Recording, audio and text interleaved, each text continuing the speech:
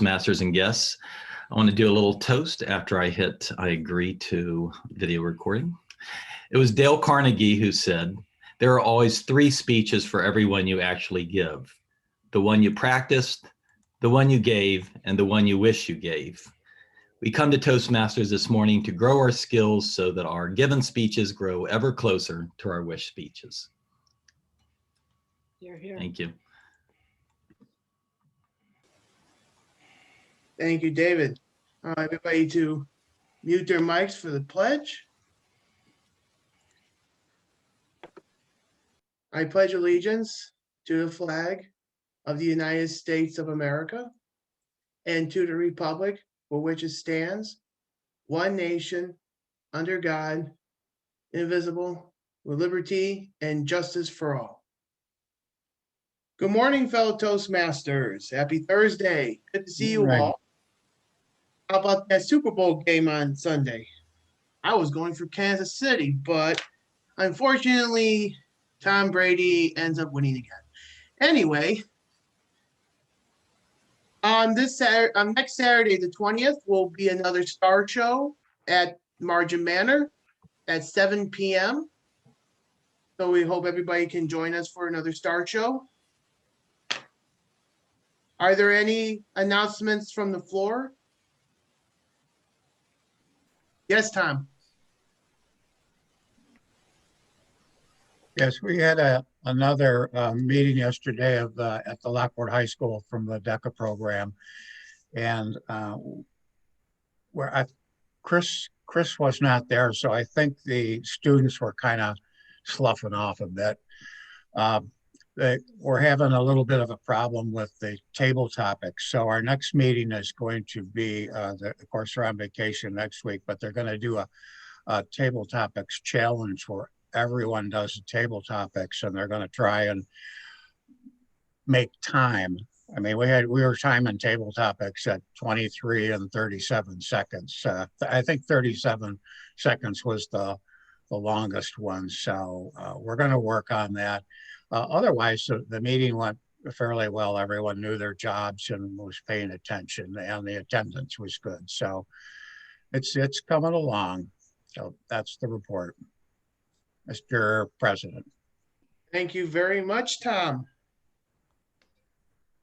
Are there any other announcements from the floor? Sylvia. Just a reminder, dues are due. I did receive quite a few really early, which I'm glad to see, and just have the others to be posted in. Thank you. Thank you very much, Sylvia. All right. If there are any other announcements, we'll save the announcements for last. So it's my pleasure to introduce you, our Toastmaster of the day, Len Thornton. Lenny. Thank you, Eric. It's my pleasure to be Toastmaster of the day. A little housekeeping first. We appear not to have a quiz master. I neglected to notice that earlier in the week as I planned this. I see Kristen with her hand up first. Kristen, would you please describe what you'll be doing as quizmaster this morning after you unmute? I'll be listening carefully to the speeches and everyone that contributes to the meeting, and have a very difficult test at the end when you call upon me, Mr. Toastmaster. Very good. Thank you, Kristen. And I am amazed. Just about everybody confirmed their roles this week without a lot of prodding or personal follow-up from me. All but one, Marty, did not confirm his role as jester this morning. So we'll give him a little bit more time. We'll see if he notices things. We let Kathy Banks into the room here. And I have a few backup ones if need be. So rest assured, we'll get a chuckle. So let's get into our other job holders this morning. Before I start talking about free speech, we'll give each of the job holders a little chance to speak freely. We've already heard from David Jones, our invocator. Our word master this morning is Nancy Ferry. Nancy, what's our word today? Thank you, Mr. Table Topics. I'm sorry, Toastmaster. I'm Toastmaster. I'm the Had big guy. That's right. We had the Table Topics conversation earlier. The word of the day is eloquent, expressing yourself readily, clearly, and effectively. In a sentence, exercising our right to free speech is more pleasing to the ears when the words are eloquent. Please use the word of the day, and I will put it in the chat box. Thank you very much, Nancy. We certainly heard some eloquent speakers at the impeachment trial going on the last few days. I don't know if you've had the opportunity to watch those. Very interesting. Our master this morning, Jackie Kenny. Please explain what you'll be doing. Good morning. I will be listening to everyone who will be speaking with eloquence this morning, and hopefully not using any crutch words or fillers. I'll be keeping note of that and giving a report at the end of the meeting. Thank you, Mr. Toastmaster. Fantastic. Thank you, Jackie. Keeping us in check with our grammar this morning will be Kate Banks, former educator. Kate, please describe what you'll be doing. Good morning, Mr. Toastmaster. Can you hear me? I can. Excellent. I will put on my teacher hat as well as I can. And I encourage you all to be as eloquent as possible. I will be listening for your eloquence. Thank you, Mr. Toastmaster. Thank you, Katie. And weighing in as our quote master this morning is Tracy Farrell. Were you able to find anything on free speech? I know it's a tall order. Tracy. So today's thought today comes from a very eloquent author, George Orwell. Threats to freedom of speech, writing, and action, though often trivial in isolation, are cumulative in their effect, and unless checked, lead to a general disrespect for the rights of civilization. George Orwell. We're here. Very nice. We'll skip over Jester for now. Our timer today will be Sylvia. Sylvia, please describe how you'll be cueing us on our timing constraints. Won't be very eloquent, I'll have to tell you. Time today, because I don't have one of the backgrounds that everybody who does timing has. So today, table topics is 1.5 to 2 minutes with a 15-second buffer. Speeches will be told to be, but mostly they are 5 to 7 minutes with a 30-second. And is Evaluator 2 to 3 minutes with a 30-second buffer. So there'll be green, you'll see on my screen, yellow, then red. It'll work out. We'll have fun with it today. Very good. Thank you, Sylvia. And usually Larry and or I will parrot those with our backgrounds just so everybody really gets the point as they're speaking. Thank you. Let's see here. Tech in general. Gesture Master is Jen. Is Jen in the house? I'm there you here. are. Yes. I will be your tech and gesture master, which means I will be looking for some eloquent movements today on your cameras. I know we're limited to this little tiny square, but that doesn't mean we can't use it. So don't forget how to use your camera today. Thank you. Very good. Thank you, Jen. Larry is stepping up. He says he's got a jest for us. Take it away, Larry. Thank you, Mr. Toastmaster. This morning, I have a question.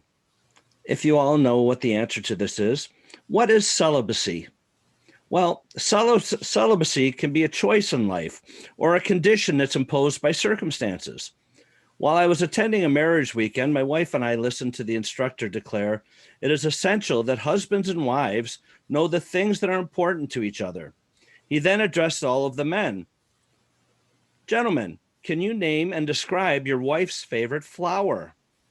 I leaned over, touched my wife gently on her shoulder, and whispered, Robin Hood All-Purpose is yours, correct? and thus began my life of celibacy. Mr. Toastmaster. Thank you, Larry. Very good. Very nice. Now, I'm not going to make that rookie mistake that Toastmasters sometimes do and forget about the general evaluator just because that role comes very last in the list on the agenda. Not me. Not my first rodeo. Let's go down to Samir. Samir, what will you be doing in your role as general evaluator today? Greetings, Mr. Toastmaster and fellow Toastmasters and guests. The purpose of the general evaluator is to evaluate everything that takes place throughout the meeting.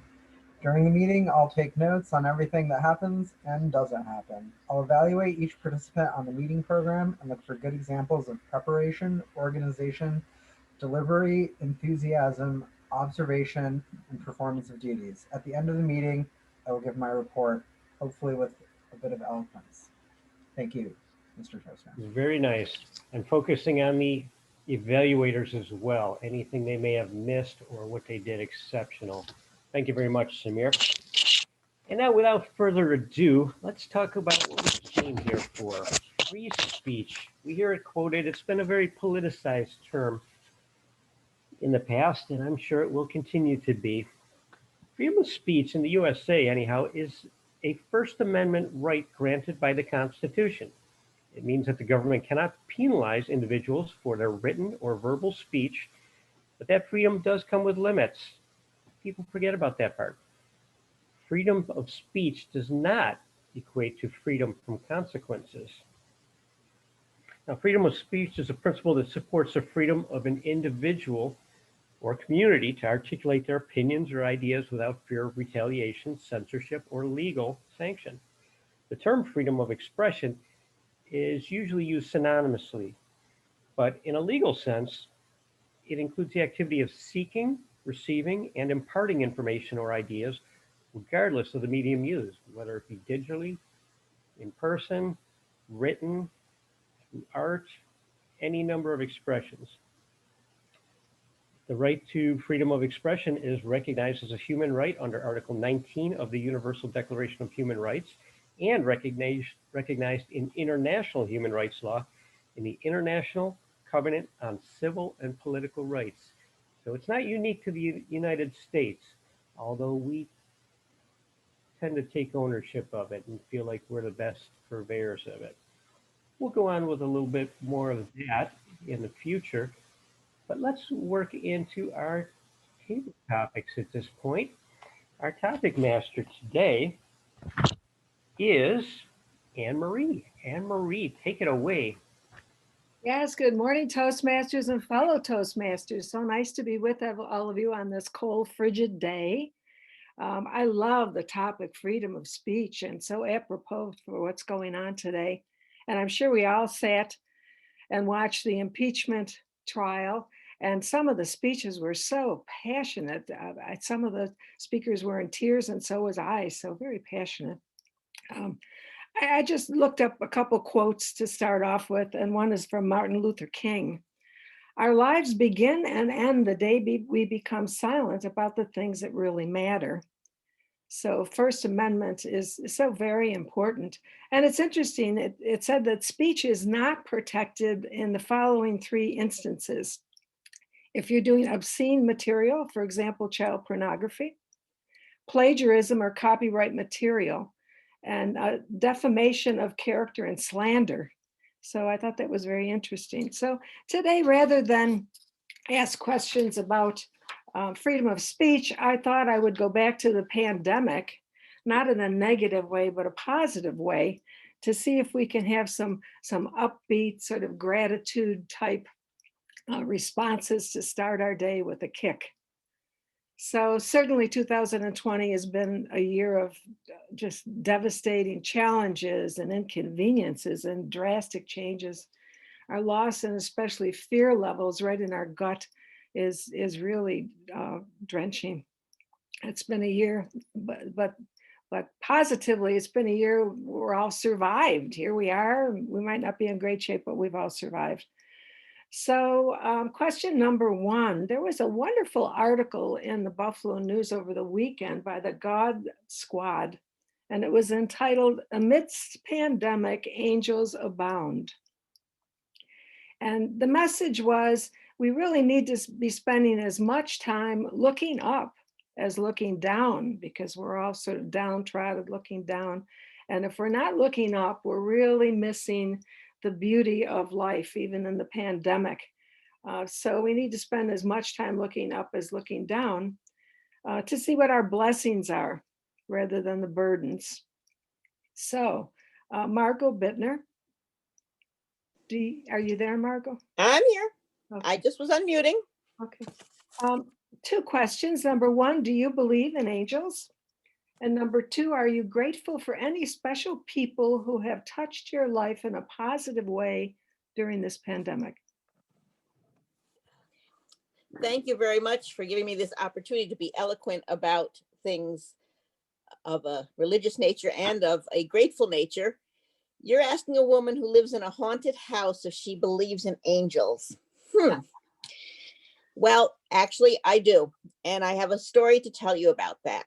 I was in 11th grade and had just taken my history regents, as you all remember. I got on the school bus to go home. The school bus came to a stop. The door opened, I hopped off, and I got hit by a car. Ooh. As I walked out the door. I was sort of tossed in the air, rolled over, landed flat on my face. The only thing I ended up doing was breaking my nose.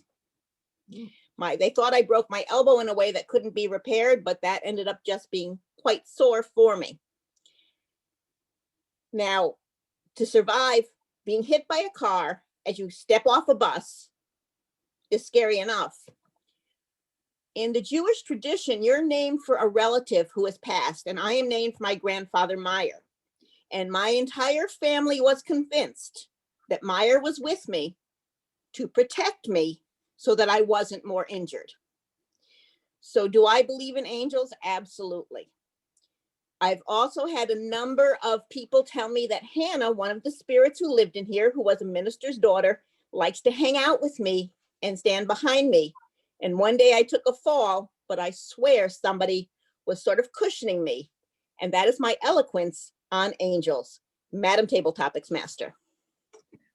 Wow, what beautiful stories. Thank you for sharing those. Very uplifting.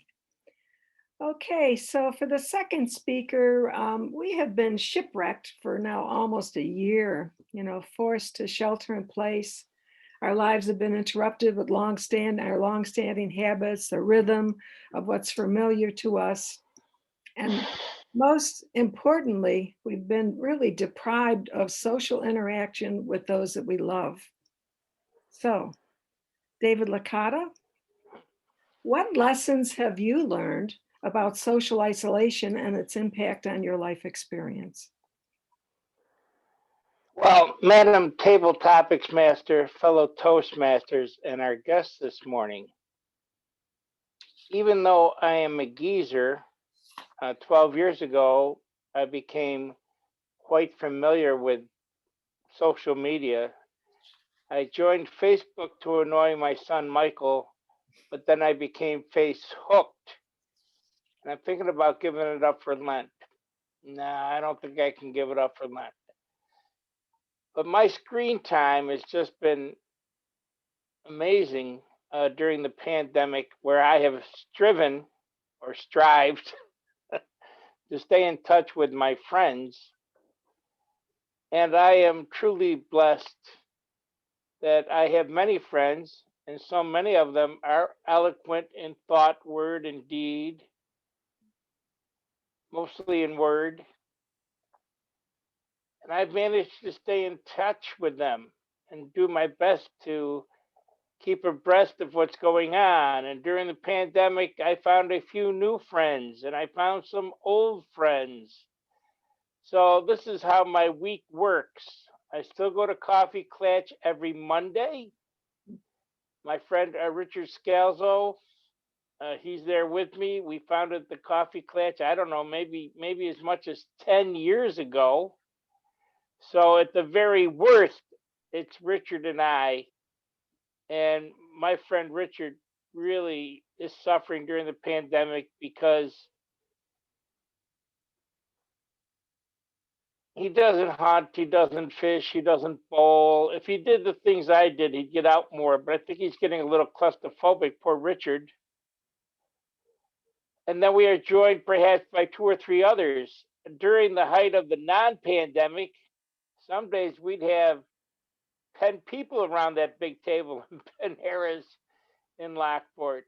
And then on Wednesday, I bowl, and I pretty much bowl with the same people that I play golf with.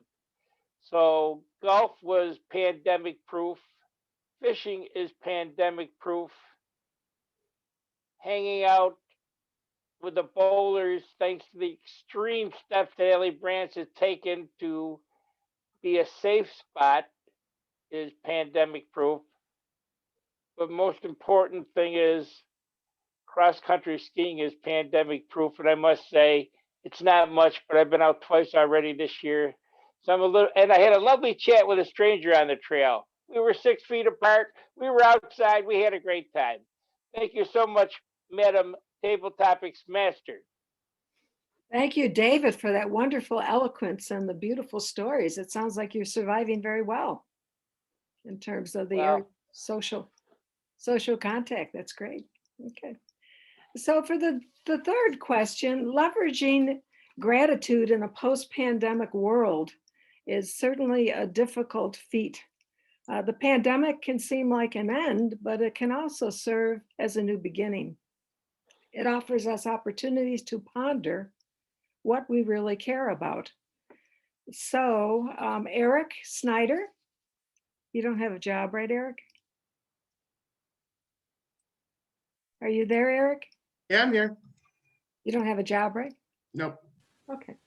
So how has the pandemic helped you to realize what really matters in your life? Madam Table Topics Master, that is a very elegant question.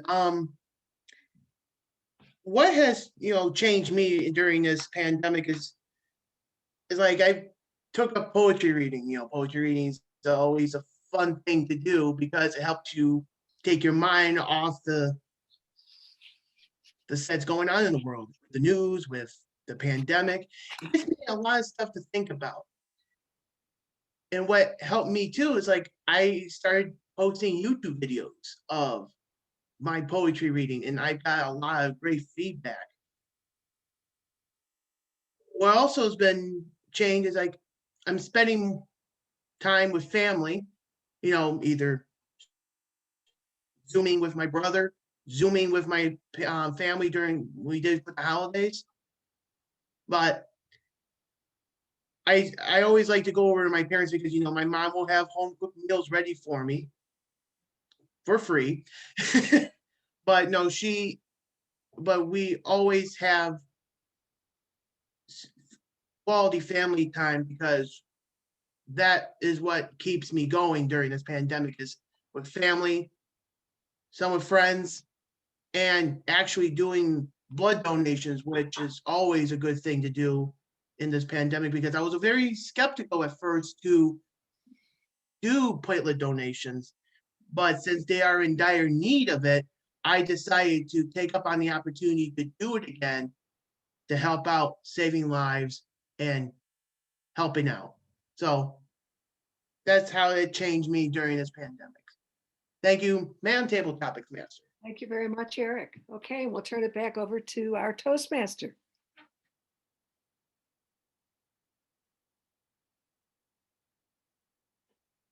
Who's now unmuted.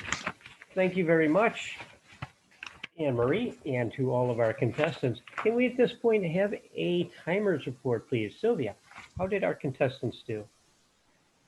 Margo qualified at 1.42.83.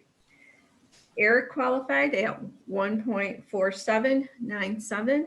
David, you went over quite a bit, 2.51.5. Thank you, Sylvia. And our word master this morning, how did eloquent fare in our table topics portion? Thank you, Mr. Toastmaster. Fortunately, all three of our contestants used the word. Margot used eloquent and eloquence. Dave Licata used eloquent, and so did Eric. Wonderful. Thank you, Nancy. So at this point, Larry will put up the ballot. Please cast your vote for either Margot or Eric. Again, David went overtime, so Margot or Eric. We'll see who the best table topic speaker was today. And now back to free speech. Among other cherished values, the First Amendment protects freedom of speech, of course. The U.S. Supreme Court often has struggled to determine what exactly constitutes protected speech. The following are examples of speech, both direct, i.e. words, and symbolic, actions, that the court has decided are either entitled to First Amendment protections or not. First off, the First Amendment states in relevant part that Congress shall make no law abridging freedom of speech. Freedom of speech includes the right not to speak. And we're not talking about taking the fifth when you're on trial, but you have the right not to say salute the flag. You are not required to salute the flag at a football game. That was established in a case in 1943, West Virginia Board of Education versus Barnett. Students to wear black armbands to school to protest the war. That is protected as of 1969. To use certain offensive words and phrases to convey political messages. Yes, you can get blue when you're talking about things you don't like about our government or our politicians. That was established in 1971, Cohen versus California. You can contribute money under certain circumstances to political campaigns. That was established by the Supreme Court in 1976. You can advertise commercial products and professional services with some restrictions. Personally, I'd like to see a restriction on all these attorney ads, but I guess that the door's been open, and that's we're too late for that. But that's been established since 1977, and you can engage in a symbolic speech, i.e. burning the flag in protest. Yes, that is legal. That is an expression of free speech. However disconcerting it may be for a lot of people. And that was established in both 1989 case and a 1990 case in the Supreme Court. So I'll let you chew on those, and then we'll present things that freedom of speech does not include in the next interlude. But at this time, I would like to go into the formal speech part of our program. Our first speaker this morning is Michael Licata. Evaluating Michael is Thomas Heldwine. Thomas, will you give us the goals and objectives, and details of Michael this morning? Thomas. Yeah, thank you, Mr. Toastmaster. Mike is speaking. I'm sorry. Let me start over. Mike is giving a speech this morning, 5 to 7 minutes, on building a social media presence.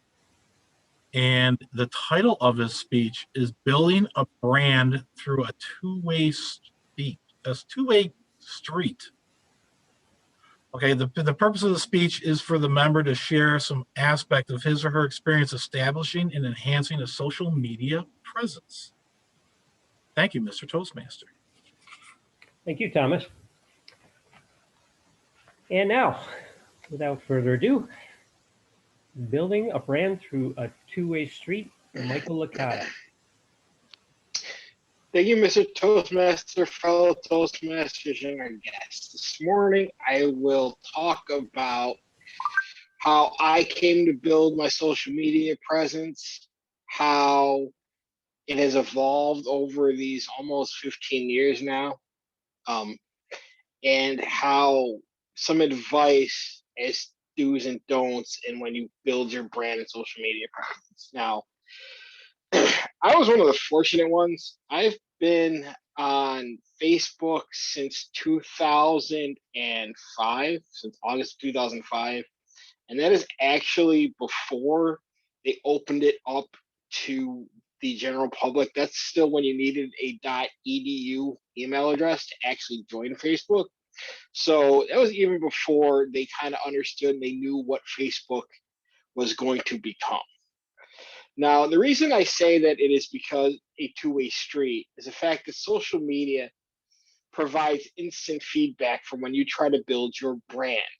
Now, the one thing that social media, whether it's Instagram, Facebook, Twitter, TikTok now, or YouTube, you as an individual become a brand.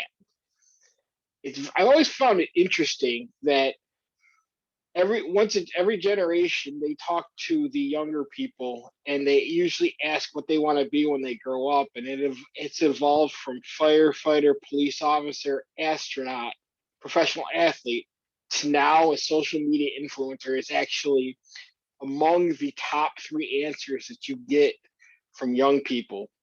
They would rather get paid to be themselves through their social media profiles than actually get a full-time career, which I always find interesting because it shows the effects that social media has on society, how people influence each other through their social media channels. Now, the other thing that when you become a social media person, there's usually two basic paths one person can take on social media. You can take the active path with this posting a lot, commenting a lot on what other people post, updating lives, updating pictures, doing a bunch of different videos, or you can take a passive approach to social media, which I think is more eloquent because it does come off kind of stalkery, but at the same time, if you have enough friends, it does not, so that you kind of see your feeds and you can react better to what people do. The reason I took a passive approach to social media is that I think that the different social media platforms can be used for different things. I think there's more entertainment value in a TikTok video through sharing. There's more entertainment value in YouTube as well. So that is why I don't post a lot on those channels, but I enjoy reading it. I enjoy watching and reading about the evolution of videos through TikTok and through YouTube. I've also taken a passive approach to things like Twitter because I think that you can use Twitter several different ways. I know that when evolving on Twitter started out as a platform to share 160 character word, and now it's the preeminent website for breaking news. So I definitely use Twitter more as a place to find the news, find out what is happening first if you follow enough news breakers. I've seen a lot of evolution of social media, how it has changed how people interact, how it has influenced society. And I also do want to caution people when you build a social media presence, because as much as it's a two-way street, people do get punished for posting offensive things. You can lose your role as the Oscar host, as Kevin Hart actually did.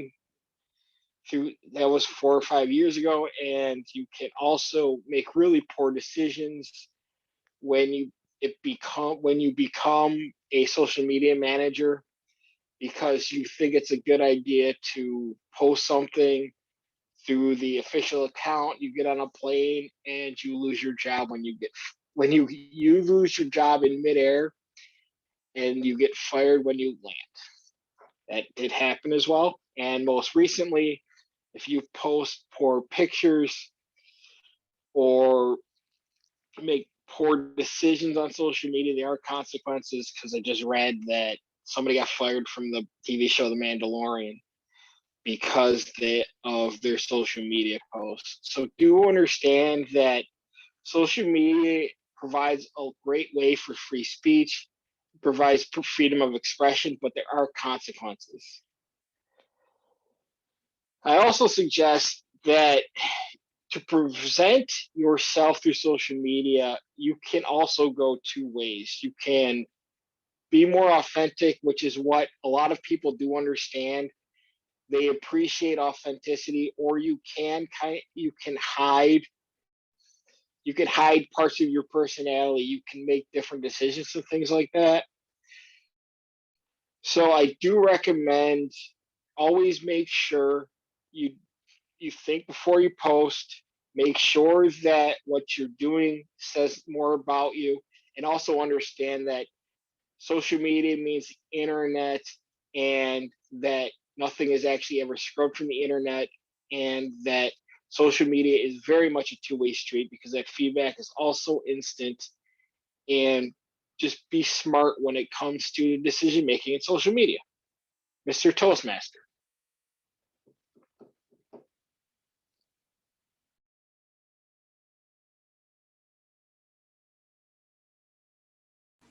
Thank you very much, Michael.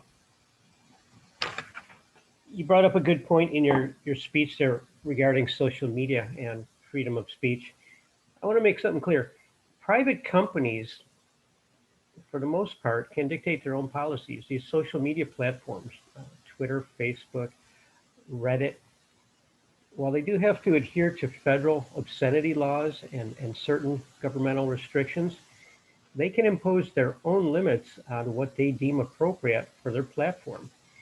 We do not have a constitutional right to be on Facebook and say whatever we want.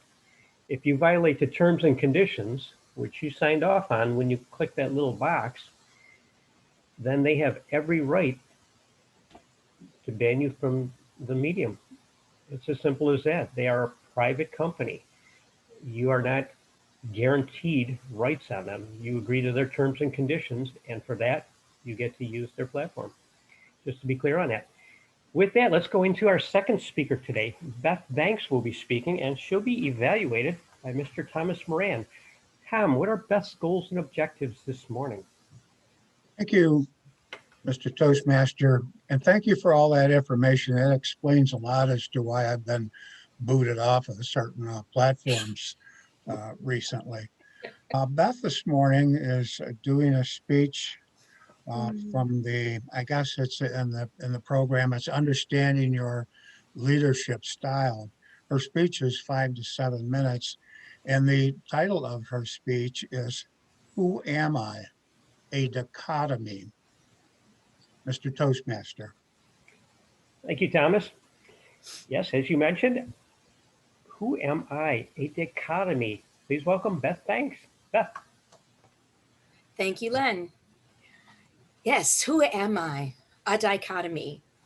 According to Toastmasters, there are 4 communication styles: direct, supportive, initiating, and analytical. I went online and got a lot of information about the Toastmasters explanations, but then I decided to go a little further and explore online, a little research to find out a little bit more, really for my own good, figure out what I can say. Unfortunately, when you go online, the styles they talk about are an entirely different set of styles. They are aggressive, passive, passive-aggressive, and assertive. To me, that comes across as very negative. Now, let's see if I can actually do what I want to do. As you can see, 3 of the 4 styles really, they're not positive, in my opinion. Most are emotionally dishonest. Really? Wow, I don't want to be that person. So, continuing my research, I came across another set of styles by Mark Murphy. His communication styles are analytical, intuitive, functional, and personal. The focus didn't seem to be as much negative, but rather learning about your own style and how to use that style to effectively communicate with other people. That seems to fit the Toastmasters styles much better than the first group of styles that I found. So, no, I need to go down. I have helper here, but you all know that.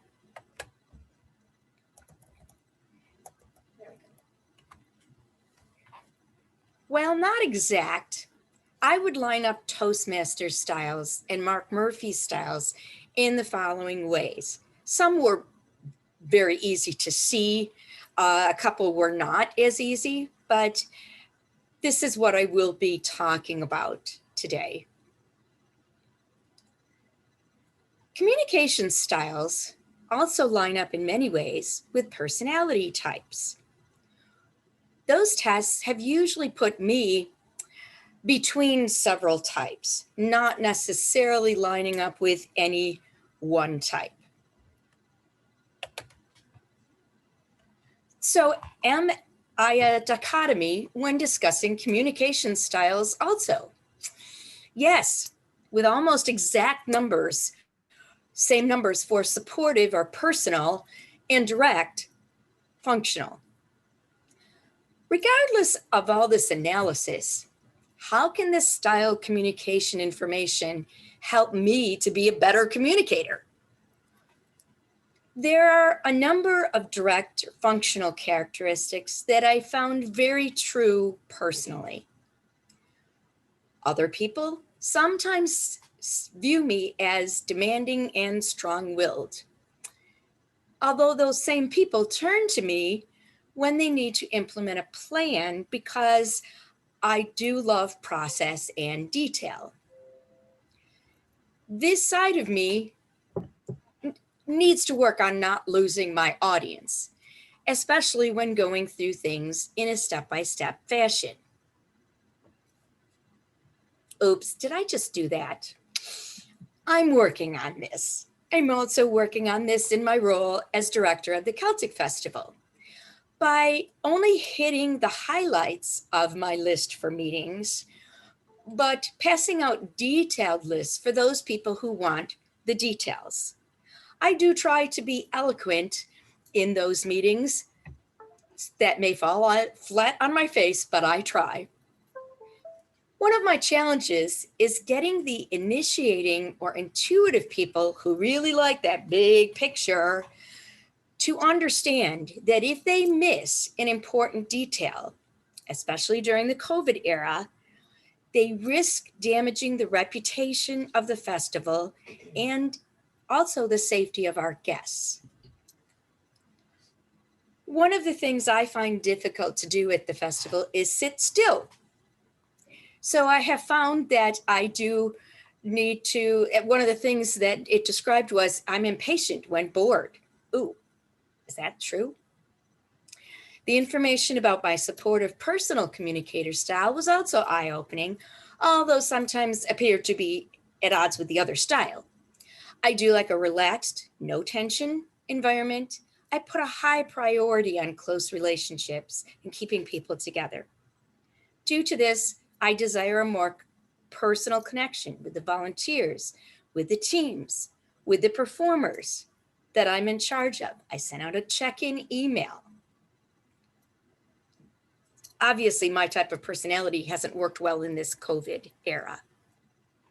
In conclusion, taking the communication style assessment and then taking the time to read through and really think about myself in ways to improve and connect has been a great learning experience. Even the act of giving this speech challenges that dichotomy because I don't usually share my feelings. Thank you, Toastmasters, and Len, back to you. Thank you very much, Beth. Reset my timer here.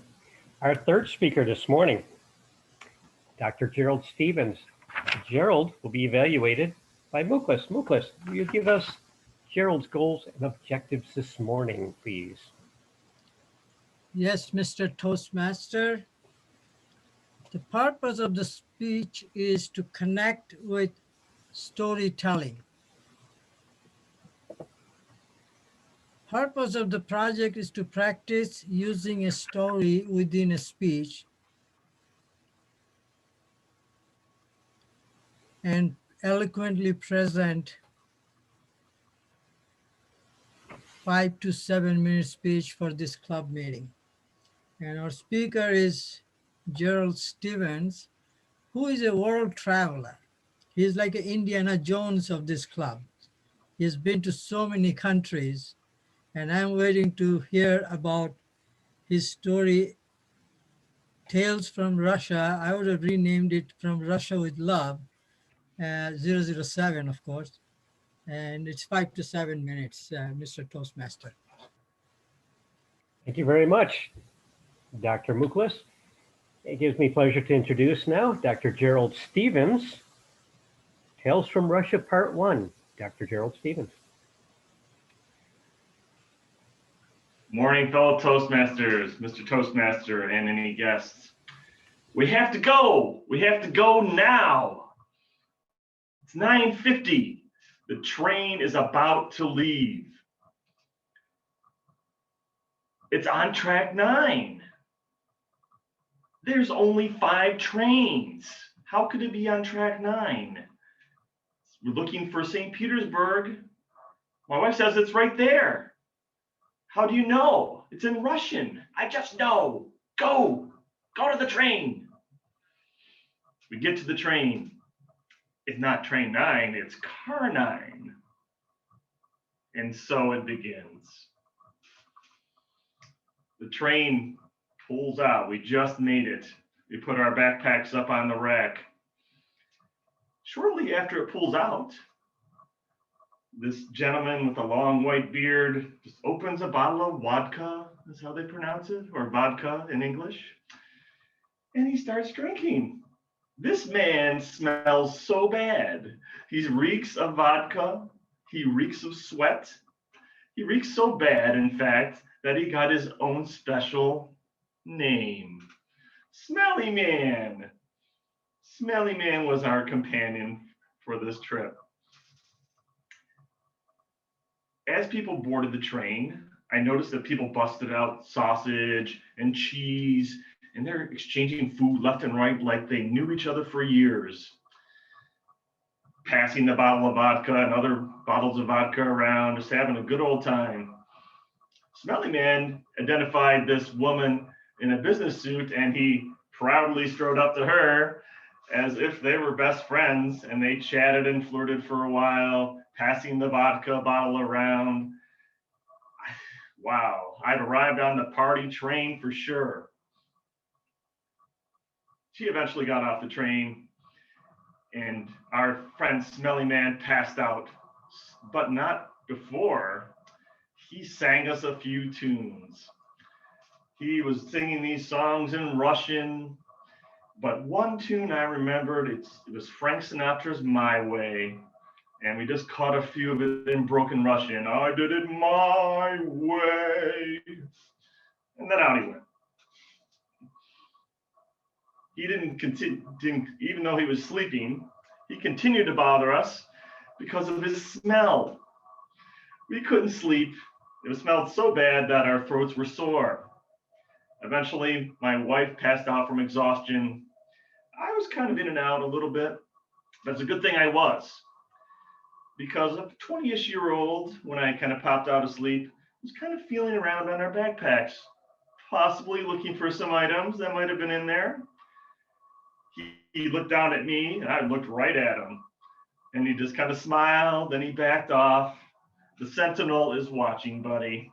You better get out of here. So he took off down to another car. We arrived in St. Petersburg. All was good in the world. We found our bed and breakfast. Our neighbor was, if you ever watched Seinfeld, this guy was named Peterman, Mr. Peterman. So Seinfeld's character, Peterman, he has white hair that kind of slicked back. spitting image. Honestly, I wouldn't be surprised if he went to the wilds of Botswana, much like Mr. Peterman. He talked to us for a while, and he kind of leans into us a little bit. And he says, "Hey, you looking for a Russian icon?" And that's a painting, possibly small, about 1000 AD. And my wife definitely is, being an artist. Says, "Oh yes, I'm definitely interested in that." He said, "Oh, they're down at the bazaar. But if you go to the bazaar and buy them, they are highly illegal. They'll sell them to you, and they have a little sting set up. And as soon as you leave the bazaar, the police are there, and they pull you to the side, put you in handcuffs, and shake you down. They really don't want to arrest you. They just want a bribe. So they'll take all your money. Wouldn't that be great to spend your trip in Russian jail, possibly, with no money?" So I'm glad we dodged that. I shook his hand. Thank you so much. Many sites in St. Petersburg, for sure. Larry was assisting me here a little bit with the sites. So the first site was the Church of the Bleeding Savior. He put that up for a little bit there. And very colorful spires. So that is one of the things that stands out from St. Petersburg. And Peterman actually showed up there as well. We're standing there watching an artist paint, and he just appears out of nowhere. Is this guy following us around? What is going on? Maybe he wants to rob us. Who knows? Just like pops up. Boop, there he is. So we were a little cautious of him after that. He had a little nefarious start. So he loves touring that. The next thing that we ended up seeing, Larry, if you could pull up. See, that's the Church of the Bleeding Savior, to give you a visual. And the second one is the Hermitage. So this would be equivalent to the Louvre in Paris. Beautiful colors, as you can see, columns, huge place. This is just only a portion of it. They have a column outside as well. And it's amazing. So you walk around there and you have the great masters, you know, the Renoirs, the Rembrandts, Leonardo da Vinci paintings, my wife's favorite. We're looking at the Madonna and Child. Larry, if you could bring that up. This picture here, extremely famous pictures of Leonardo. And a group of Russian tourists came through. And there was a Russian lady driving them. They might as well have been a herd of cattle. She might as well have had a whip and whipped them while she was driving. "Move at a quick pace," she said. To me, that would be like, I just spent a lot of money. I traveled all this way. I'm not moving at a quick pace, just me. Because there were certainly definitely other Leonardo da Vinci paintings in the area as well, which they just drove right by. They stopped for a second and zoom, kind of absorb it a little bit. That's what I see anyway. So that was my tale from St. Petersburg. I look forward to telling you part 2 of the story as we go to Moscow in the future. Tune in on Zoom soon, fellow Toastmasters.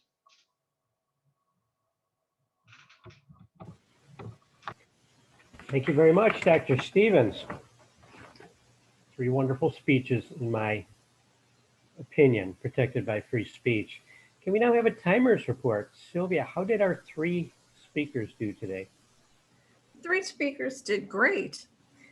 Mike at 6.49.3, Beth 6 minutes 20 seconds, 0.1, and Dr. Gerald Stevens 7.15, right on there. Good job, guys. Wonderful. Thank you, Sylvia.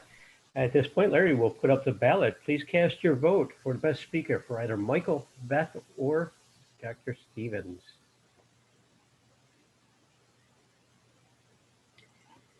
Now here it comes, the controversy. Freedom of speech does not include the following rights: to incite actions that would harm others. For example, you can't shout fire in a crowded theater. You can't incite people to commit an imminent crime.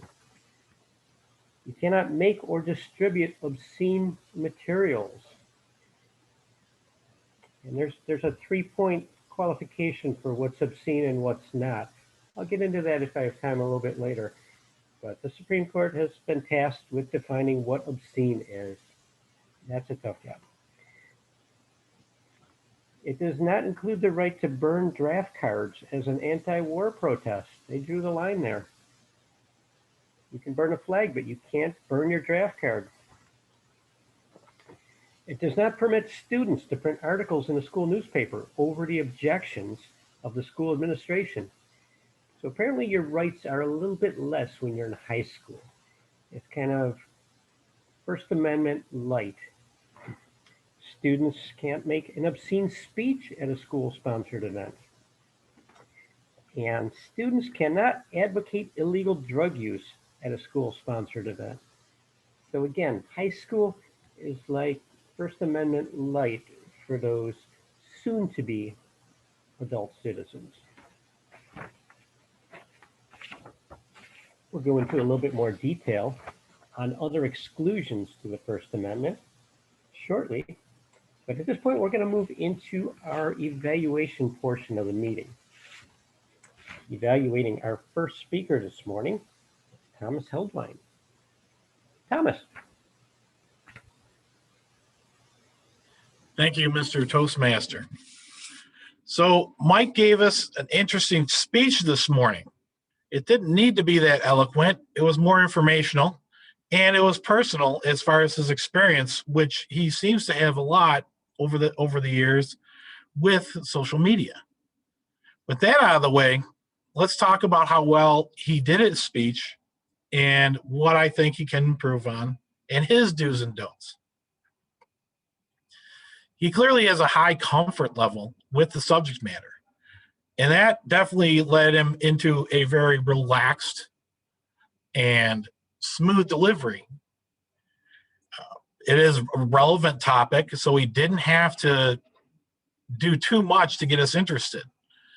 Most people are on social media, even if it's just to see friends and family's posts and stay up to date and be invited to parties. What did he do well? I think he was framed very well in the center of the screen. He didn't move a lot, but he maintained eye contact. I'm not sure if the speech was 100% memorized or his note placement, but it was very hard to tell if he was referencing notes. He had made very good eye contact. He did give a very clear message. It was very organized. He went from A to B to C. He had a clear intro. He had a clear body, and then he had a conclusion. He followed what he said he was going to do. He did give us do's and don'ts. So where can he work on things? Well, there's a little bit of vocal variety opportunity in there.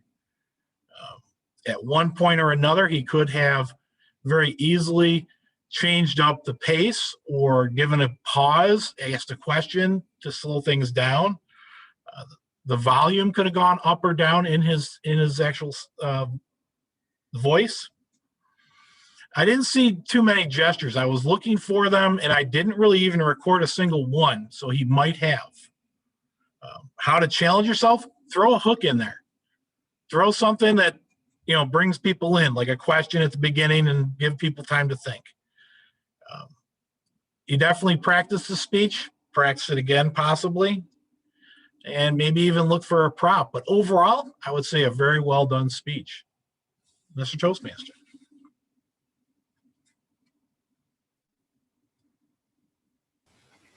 Thank you very much, Thomas. Evaluating our second speaker this morning is Mr. Thomas Moran. Take it away, Tom. Thank you, Mr. Toastmaster. Good morning, fellow Toastmasters. This morning we heard, I believe, the second or third speech from our Toastmaster, Beth Banks. Beth is working in this program, Understanding Your Leadership Style. It's an important subject to understand, is what your leadership style is. And she did take this quite seriously. I think anyone who listened carefully to the speech could determine that Beth did the work. She actually did the research, and she presented that as part of the speech, which was which was very, very nice. And we appreciate when a speaker actually does the work to come up with a speech. A couple of the things that Beth did that were interesting for a fairly new speaker, and given the situation that we're in with the virtual screen here, is she was able to work in some gestures this morning. She did that whole, oops, did I say that? Which was very clever. And she used her hands a lot, and you could see them on the perimeter of the screen. So she was very good at that. And also, let me say something about eye contact. It varies. And I think that's what we need to do more of with our eye contact. You can look away from the screen when you're trying to think of something. That's kind of authentic, and that comes across as authentic when you're doing it. When you want to make a point and you want to be specific about something, you have to look directly at the camera, because that too is authentic, and that makes your point not only directly, but it makes it so important. You may even want to lean in when you do that.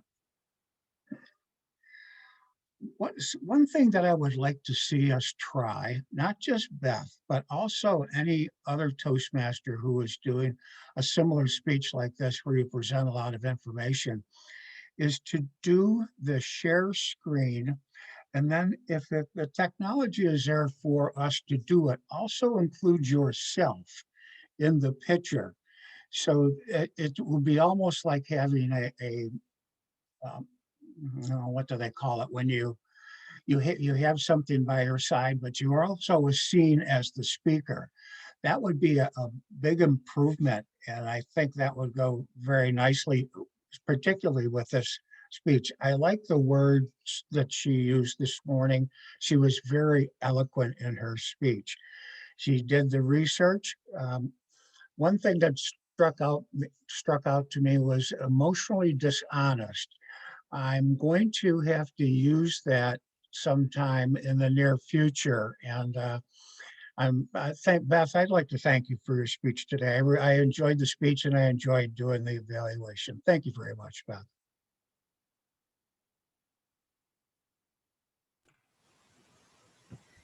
Thank you very much, Thomas. And our third evaluator today, evaluating Dr. Stevens, is Muklas. Muklas, take it away. It's indeed an honor. I'm going to stand up and try to give the speech standing. Dr. Gerald Stevens is a world traveler, as we have all heard him go to all different places. This was quite a surprise, although he did say it is part one, so we have a lot more to hear from him. About his speech, the best part of the speech was his gestures. He really was animated. He was in the moment of that trip. His voice, always great. Excellent, flexible, vocal variety. It's a very good story that he shared. The one that also impressed me the most, when you talk about sensory, like the smelly guy, you really bring the audience to think about the smell. And it is a very powerful tool for any kind of communication. It was clear. He had excellent eye contact. He even had props right in the beginning and also towards the end. So everything he did, very appropriate to the project. And of course, being an eloquent speaker, he always entertains us. I thought the humor was great about the language, Russian, and trying to get direction. And then he ended with going to another city where he showed more pictures instead of just telling the story. I think technically he has improved a lot. Where can I suggest improvement for Stephen is probably integrate, just like Tom Moran had just mentioned. I like that. Whenever you show a picture or slide share or something, unless it's not possible, include yourself. Even in the pictures, include yourself or your family, because more personal information becomes more strong communication tool. All in all, I believe he's a great, I think he's the Indiana Jones of our club, right? He goes to all over the world, search for things, and brings those nuggets to share with us. Thank you, Gerald, for a wonderful speech. Appreciate very much.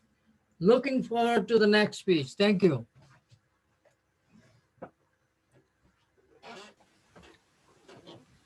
Thank you very much, Muklas.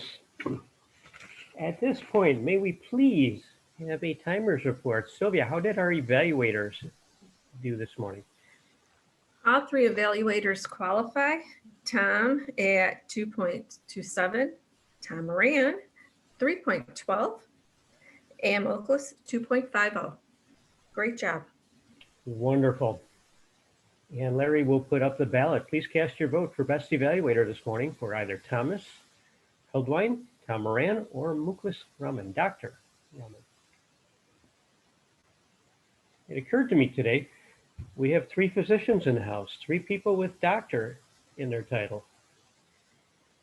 Although I need to have a serious medical condition in their presence because it's a different thing. But 3 people have attained that title as the First Lady and can call themselves doctor. That's a wonderful thing. While we're voting and finishing that up, let me talk about some categories of speech that are given lesser or no protection by the First Amendment.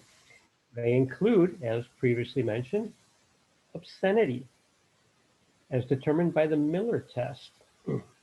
Yes, the Supreme Court had to define obscenity in an eloquent way. They did. Fraud is not protected. Child pornography is not protected. Speech integral to illegal conduct. Speech that incites imminent lawless action. And regulation of commercial speech such as advertising. Within these limited areas, other limitations on free speech balance rights to free speech and other rights, such as rights for authors over their works, copyright, protection from imminent or potential violence against particular persons, restrictions on the use of untruths to harm others, slander and libel. Some of the companies that make the election voting machines have filed multi-billion-dollar lawsuits against people that have slandered them without any direct evidence or proof. Those will be interesting to follow. And communications while a person is in prison. I'm not sure exactly what that, how that is excluded. But when a speech restriction is challenged in court, it's important to know that it is presumed invalid and the government bears the burden of convincing the court that the restriction is constitutional. So basically, we have the First Amendment right to free speech, and wherever there's a restriction, the government has to prove that a restriction applies. So the default is you can do it. And over the years, the Supreme Court has carved out little niches that make society a much nicer place, balancing our right to free speech. With that, I will move on to our general evaluator this morning. Paying close attention and evaluating the meeting, myself and the evaluators will be Samir. Take it away. Thank you, Len. Len did a great job as always. I constantly admire his well-paced interspersion of facts, particularly in this instance, First Amendment facts, as well as dispelling of fictions. Table topics, that was another good section of the meeting of eloquent tales of surviving the pandemic. And the first speech by Mike Licata, social media, had some great speech content beyond just job termination. Some people now face jail or even federal charges for ill-advised social media posts of things that are illegal. Another relevant limitation of the First Amendment, one might think of it as. The second speech by Beth was really insightful. She had some great self-analysis and really just an excellent example of the improvement Toastmasters, I think, brings to all of our abilities to speak. The third, Tales from Russia, Gerald Stevens. Another excellent speech, eloquently depicting some of the hairier or smellier instances of travel in a humorous way. Now to the evaluators. Thomas did a great job evaluating various aspects of the speech. He used the sandwich approach, noting aspects of it that were good, as well as some of the more critical elements, which, while usual or perennial, things like gestures and vocal variety, were relevant and well-formed responses to Mike's very original speech. Gestures are hard to do and something that we could all remember.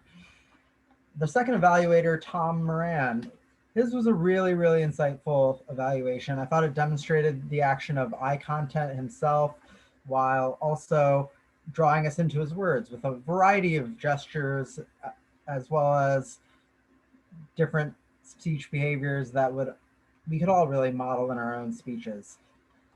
The third evaluator, Moklis, he had a tough act to follow, but also gave a good evaluation, standing, gesturing well, and noting in great detail many elements of the speech that stood out as paragons of excellence in storytelling. His note that the inclusion of personal details is a good potential point to draw listeners or viewers in this instance further into what was already a good speech. So I think overall, everyone did a really excellent job today. Thank you, Len. Thank you very much, Samir. At this point, I'd like to propose a toast. If you raise your cups with me. I love free speech. I also love ignore, mute, and block. Hear, hear. And now, let's get some reports from our other job holders. First up, I have our master. Jackie, how did we do with ahs, ums, pregnant pauses, etc.? I thought we all did an excellent job this morning. I really didn't hear a lot of egregious speech. I did hear Mike Licata use the word buncha. I heard a restart from Thomas and a so. Tom Moran had a restart. Moklis was very hesitant when he introduced the speech topic, reading the objectives, but he was much smoother during his actual evaluation. Eric had an and he's been using but as a filler word. Other than that, I thought everyone was very eloquent this morning and very enjoyable to listen to. Thank you, Mr. Toastmaster. Thank you very much, Jackie. Next up, we have grammarian Kate. Kate, how eloquent were we with the English language this morning? Very eloquent. Thank you, Mr. Toastmaster. I'll end with the positives, though. We should look at what to improve. That's why we are here. Ta, gonna, fur, but, driven, like, you know, did exceptional stuff, like, but, something. Take up on the opportunity. Not quite right. That's too wordy. Use instead, take the opportunity. Kinda stalkery, although that was funny also. Wanna, cause, really, really, buncha, really, outa, guy, looking really, did great, guys, really, really, really, really. The word of the day is not really. Drop that from your language. Something else I would encourage us as a club to drop. Some phrase that is cliche and used too much. I think some folks on here will agree with me.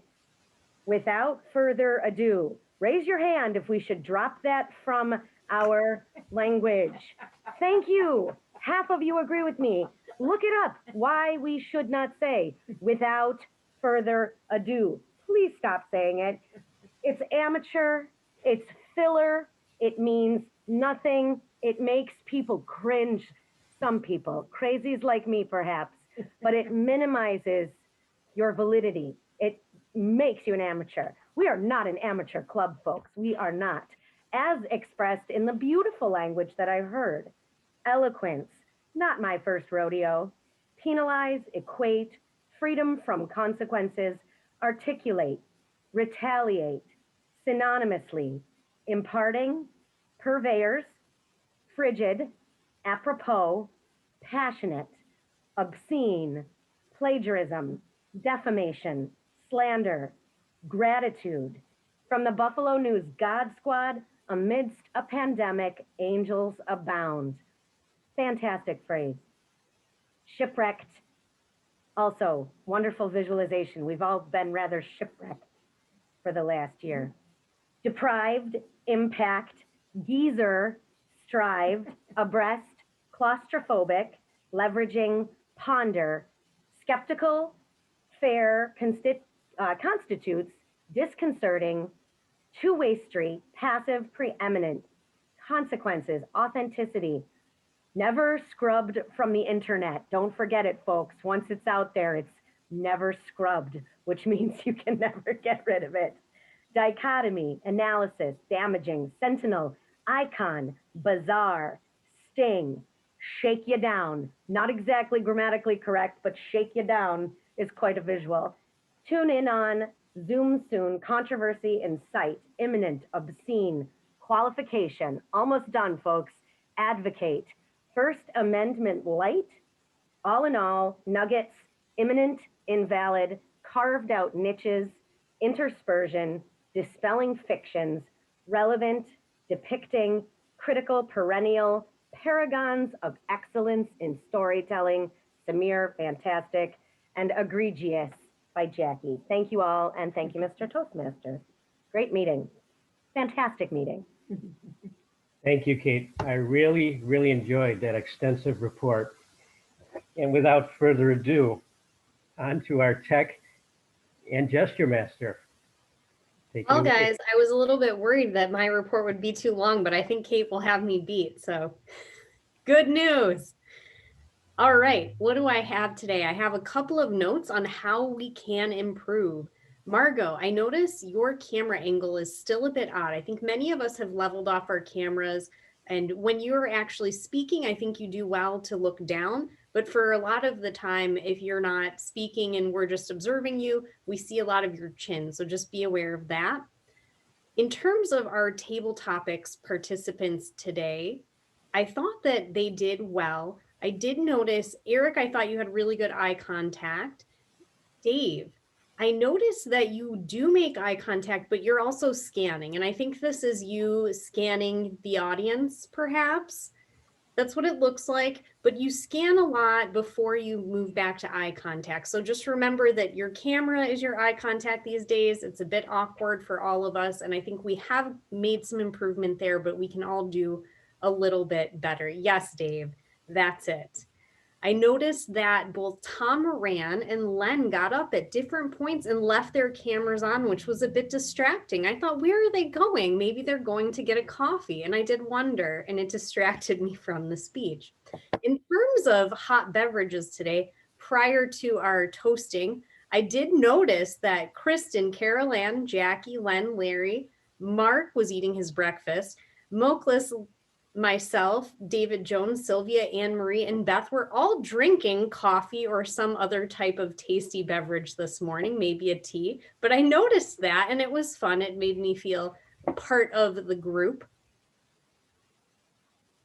During our speaking portion today, Beth, I think eye contact for you in terms of looking at the camera would be good. There was, as Tom had mentioned, a little bit of the looking off to the side, which wasn't always on point. I noticed that Gerald stood during his speech today, and that gave him, I thought, Gerald, we saw the most of your body, and I thought you had really great gestures today and good eye contact. There was one thing I wanted to note. I know Tom and Moklis had mentioned about seeing the person. I can see the person when the screen is shared, but that may be a point for people on different devices. I'm not sure if they cannot see the person when they are sharing a screen, but something to be aware of. And Larry had done the screen share for Gerald, so perhaps making sure that you're not sharing screen the whole time, which he had done really well today, is something to keep in mind for people using iPads or phones for the viewing purposes.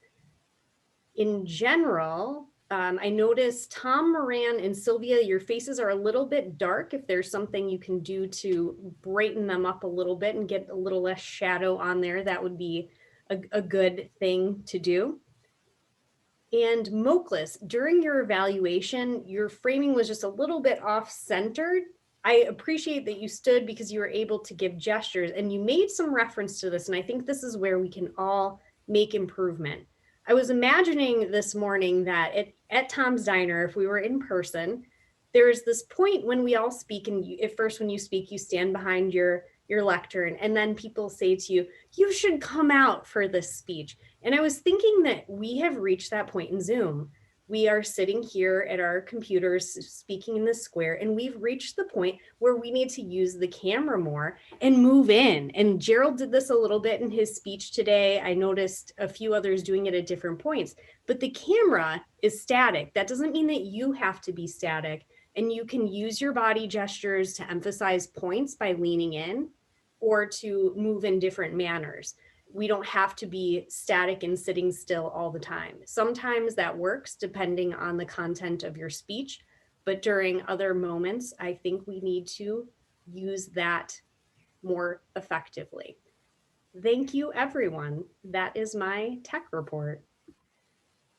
Thank you very much, Jen. Oh, and the clapping was much better. So good taking notes last week from my general evaluation. I'm going to stand up just so I get points for that. Sneak that in. And now to see if we were paying attention, our quizmaster this morning, Kristen. Kristen, quiz us. Thank you, Mr. Toastmaster. First of all, I loved the word of the day and Kate's very long but really interesting report on how eloquent Toastmasters are and their beautiful use of language. Here's my report. What happened at Margin Manor? What is happening at Margin Manor next Saturday? Dar show. What was Larry's stupid guess about his wife's favorite flower? Robin Hood flower. Robin Hood all-purpose. That is so funny. What grade was Margo in when she was hit by a car? Bus. 11th grade. Right. Right after her Regents exam. What are Dave Licata's top 3 pandemic-proof activities? Coffee clutch. Bowling. Cross Golf country and skiing, bowling. Bowling, golf, Fishing, coffee clutch. Coffee clutch. cross-country skiing. Facebook.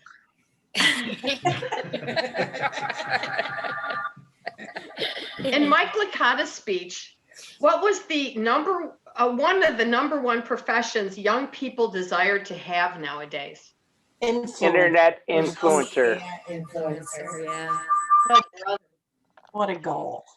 Really. Beth Banks, I found your speech so interesting, but I would like to ask everyone, what is her communication style?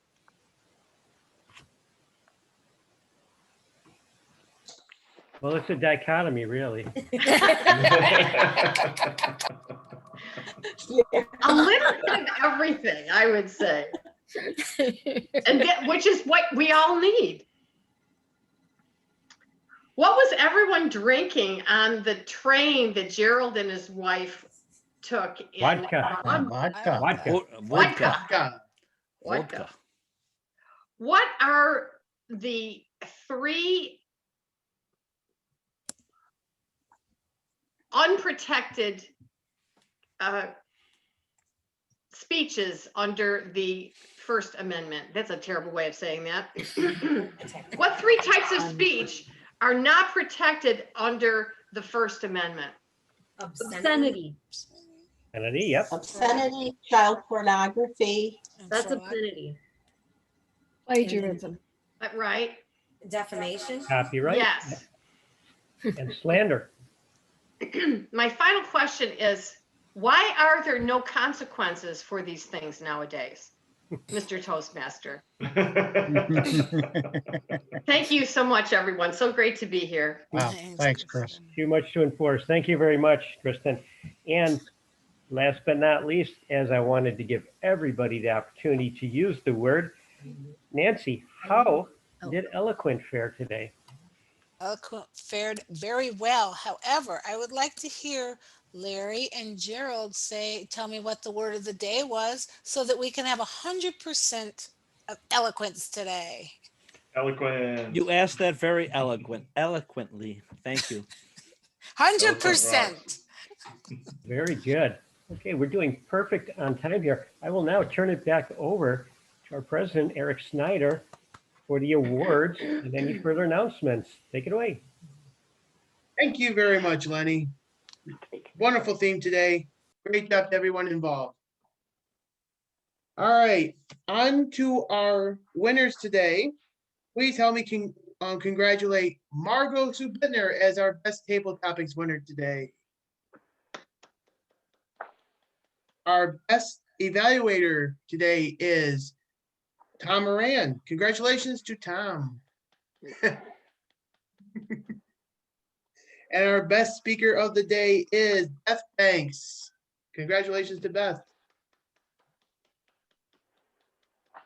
Are there any final announcements from the floor? Our Toastmaster for next week is Tom Moran. Yes, Tom, you. Yeah, Larry. I just wanted to mention one thing. In talking with Kate, which is our VP of Education, one of the things I know that each week we are presenting our speeches. What we'd like to do is have everyone please fill out in their pathways and submit those so that our VP of Ed can get those filled in, and so that we work towards our distinguished program again this year, which we need to get done within the next 8 weeks. So please voice your questions or anything to Kate if you need to get a speech in to finish a path, which would help the club greatly. Thank you, Mr. President. Thank you very much, Larry. Thank you for the reminder. Also, I forgot to mention this at the beginning of the meeting. I'd like to congratulate to all of the contestants who competed in the Area 11 and 14 humorous and international speech contest. Larry McKenzie will be going on to the Division A speech contest on Saturday, March 20th. So we wish Larry all the best of luck in the division contest. So congratulations, Larry. We can't wait. We look forward to seeing your international speech. So if there are any announcements, social hour is tonight at 7 p.m. And Tom, yes, Tom. Yep. Yes, I feel like Kate now that I always have to say something all the time. So I just wanted to. I'll vouch for that. I wanted to plead to my fellow Toastmasters. This is my first venture as a virtual Toastmaster. So if you would go online and look and see what job you have next week and confirm that right away. And those people who are doing speeches, if you could get your information up online also for your evaluators, that would be very helpful in running a smooth meeting. I will be getting out an email or some sort of communication to every one of you regarding the theme of the meeting within the next couple of days. So, and thank you ahead of time for your cooperation.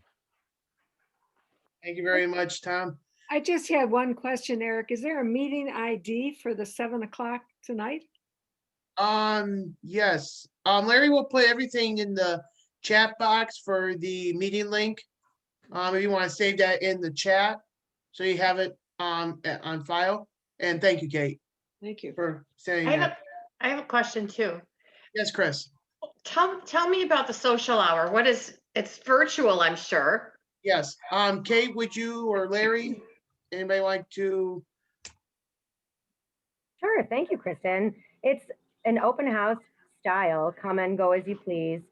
Our average goes from 7 to 8:30. Some nights it's gone till 9, 10, 11, 12, depending on who wants to chit chat. And we encourage everybody is welcome. You click on that link whenever you can. You could have a beverage or not if you'd like, and we chit chat. It's great time. Kate, you just violated the first rule about social hour. Which was? We don't talk about social hour. Oh, you'll find out, Chris. You have to come, I guess. It's just required. I just posted it in the chat. Perfect. Oh yeah, Kate did too. So He's a more formal one though. His is better. All right, well, it's 8:31. Thank you so much, everyone, for jumping on today. We love to see you. So we'll see you everybody next Thursday, and have a wonderful rest of your week and have a great weekend. Thank you so much, everybody. Thank you.